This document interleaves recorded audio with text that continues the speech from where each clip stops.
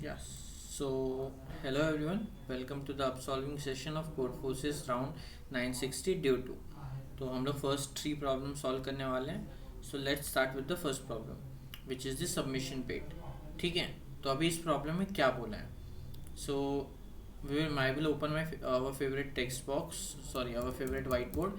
Meanwhile, you can pause the video and okay, open हो गया. You can pause the video and try to read the problem. I will count to five. One, two, three, four and five. So okay, मैं question explain कर देता हूँ पहले क्या है, उसके बाद हम लोग फिर डिस्कस कर लेते हैं कि करना क्या है.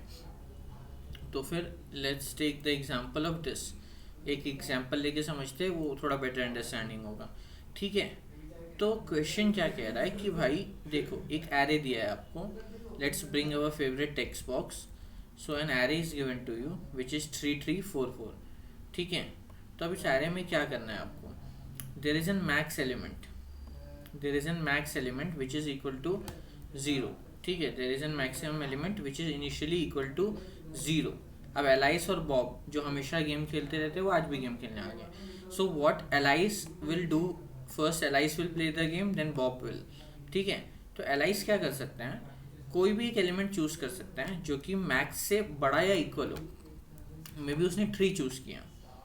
ठीक है. तो अब थ्री जो है ये कैंसिल होकर ज़ीरो हो जाएगा और मैक्स की वैल्यू थ्री हो जाएगी.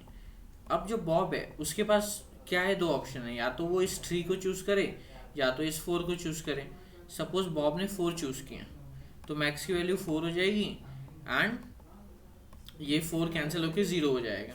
Next, alias can choose something. Can alias choose three? नहीं, क्योंकि मैक्स की वैल्यू फोर है तो उसे बड़ा या इक्वल एलिमेंट चूज करना है. So Alice will choose another 4. So it will become 0 और मैक्स की वैल्यू तो अभी भी 4 ही रहेगी. क्या बॉब कुछ भी चूज कर सकता है? नहीं. सो बॉब विल लूज.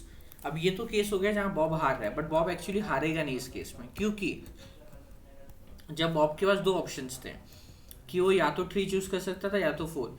तो अगर बॉब ने थ्री चूज किया होता तो इसकी वैल्यू जीरो हो जाती. फिर एलाइस को फोर चूज करना पड़ता तो फिर फोर में इस वाले की वैल्यू जीरो हो जाती. फिर बॉब दूसरा फोर चूज कर लेता एंड फाइनल वाले की वैल्यू जीरो हो जाती.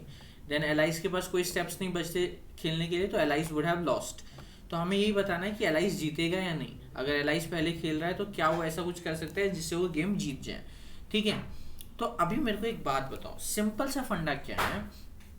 मुझे ना मैक्सिमम वैल्यूज को एलिमिनेट करते रहना है. ठीक है.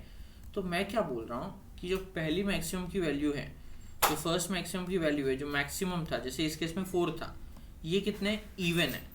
तो अगर मैं एलाइस हूँ तो मैं इसको नहीं चूज करूँगा. क्यों? क्योंकि अगर मैंने इवन वाला चूज किया तो एक बार मैं कैंसिल करूंगा, एक बार बॉब कैंसिल करेगा, तो लास्ट में हमेशा बॉब भी कैंसिल करेगा. समझ में आया मैंने क्या बोला. अगर कोई चीज़ इवन है तो पहले, अगर कोई चीज़ मान लो चार चार बार था, दो बार ना होके चार बार था, पर ये मैक्सिमम वैल्यू है. अब अगर मैं इसको हटाने गया तो मैं एक को हटाऊंगा, बॉब एक को हटाएगा, मैं एक को हटाऊंगा, बॉब एक को हटाएगा, तो लास्ट में बॉब ही हटाएगा. मतलब मुझे इवन वाले को नहीं, मुझे ऑड वाले को हटाना है, तो मैं फोर को नहीं हटाऊंगा, मैं पहले थ्री पे जाऊंगा. थ्री भी क्या है, इवन है, तो मैं थ्री को भी नहीं हटाऊंगा, मैं और पीछे आऊंगा. और कुछ बचा क्या? नहीं बचा. तो मैं कुछ भी नहीं हटा सकता, मतलब मैं हार गया. मतलब बेसिकली हमें सिर्फ ये चेक करना है कि is there anything which is odd, मतलब जिसका occurrence, number of occurrence odd हो. क्यों? अगर ऑड हो गया तो मैं उसको सेलेक्ट कर लूंगा. और एक बार मैंने उसको सेलेक्ट कर लिया, जैसे फॉर एग्जाम्पल मान लो one two two three three ऐसा था, मैंने ये सेलेक्ट कर लिया. अब मान लो बॉब ने ये टू सेलेक्ट किया तो फिर मैं ये वाला टू सेलेक्ट कर लूंगा. बॉब ने ये थ्री सेलेक्ट किया तो मैं ये थ्री सेलेक्ट कर लूंगा. अगर बॉब ने टू ना सेलेक्ट करके थ्री सेलेक्ट किया तो फिर मैं ये थ्री सेलेक्ट कर लूंगा. अब आप बोलोगे ऐसा ज़रूरी थोड़ी है. मान लो ऐसा होता तो one two two three four four, तो फिर अगर मैं वन सेलेक्ट करता तो बॉब टू ना सेलेक्ट करके थ्री कर लेता, फिर मुझे फोर करना पड़ता, फिर बॉब फोर कर लेता और वो जीत जाता. राइट. पर मैं फिर वन सेलेक्ट ही क्यों करूँगा, मैं सीधा ही जाके थ्री सेलेक्ट कर सकता हूँ ना. उसके बाद बॉब ये सेलेक्ट करेगा फोर और फिर मैं अगला फोर सेलेक्ट कर लूँगा और मैं जीत जाऊँगा. सो बेसिकली हमें सिर्फ ये चेक करना है कि क्या कोई भी ऐसा एलिमेंट है जिसकी फ्रीक्वेंसी ऑड है. तो आई होप समझ में आया होगा. मतलब इसमें तो ऐसा कुछ है ही नहीं क्वेश्चन में. तो काफ़ी इजी क्वेश्चन था, इसके लिए मैंने इसमें कुछ ज़्यादा टाइम भी नहीं लगाया इसको क्लियर करने में. Let's simply write the code. I will write the code in CPP. You can try the same in Java. And इसमें कुछ भी है ही नहीं यार इनफैक्ट पूरे क्वेश्चन में. सो मैं क्या कह रहा हूँ कि ओके एरे ले लिया मैंने इनपुट, अब मैं एक मैप बनाऊंगा टू हैव द फ्रीक्वेंसी, मैं एरे में इटरेट करूँगा and I will populate the map. Map को पॉपुलेट करने यार मैं पूरे मैप में ट्रेवर्स करूँगा और मैं बस चेक कर लूँगा कि क्या कोई भी ऐसा एलिमेंट है। मैं क्या चेक करूँगा, इफ आई डॉट सेकेंड मतलब कोई भी ऐसा एलिमेंट है जिसकी फ्रीक्वेंसी 0 ना है, मतलब ऑड नहीं है, तो मैं बोल दूंगा यार अगर ऑड नहीं है तब तो एलाइस जीत सकता है, तो यस प्रिंट करो एंड रिटर्न कर जाओ।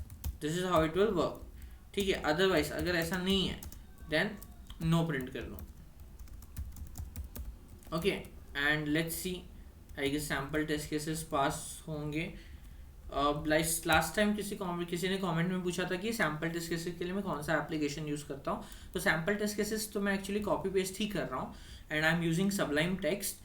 तो मैं इसको इनपुट में डाल पा रहा हूँ क्योंकि मैं इसको फाइल फंक्शन से यूज़ कर रहा हूँ। अभी फाइल फंक्शन क्या है, ये मेरे किसी भी कोड टेम्पलेट में आपको मिल जाएगा। बेसिकली इनपुट डॉट टीएक्सटी से वो फाइल लेता है, इनपुट लेता है और आउटपुट डॉट टीएक्सटी में उसको आउटपुट कर देता है। तो हमारा आंसर यस नो यस आ रहा है। Let's see if we can submit this.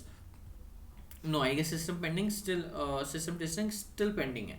But I hope समझ में आओगे क्वेश्चन में क्या करना है। You can try coding and like submitting the solution, it should work. As of now this was about the first problem. कुछ अगर doubt हो anything so please ask in the comments, we will discuss over there. अगर कुछ भी doubt रहा तो I try to, मतलब जो भी किसी का कुछ अगर क्वेरी वगैरह रहती है कमेंट्स में तो मैं ट्राई करता हूँ उसको आंसर करने का। And again, if you have liked the content, please like the video, share with your friends and subscribe to the channel if you haven't. And let's meet in the second problem. Thank you.